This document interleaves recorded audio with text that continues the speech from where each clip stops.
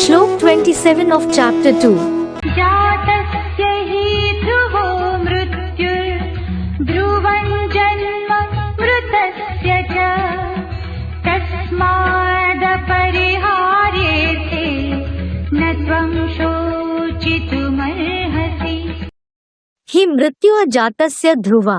It is because death of the one who is born is certain. Cha janma mritasya dhruvam. And birth of the one who dies is certain. Tasmat shochitum arthe apariharye. This is why grieving for something that is unavoidable, na arhasi tvam, doesn't suit you. Hi mrityua jatasya dhruva. Cha janma mritasya dhruvam. Tasmat shochitum arthe apariharye. Na arhasi tvam. Interpretation. It is because death of the one who is born is certain, and in the same way, birth of the one who dies through the body is also certain. If you have body consciousness, you will be born and die as well. This is why, by considering it to be an imperishable drama, grieving for something that is unavoidable doesn't suit you. There is certainly the sorrow of birth and death in hell in every kalpa.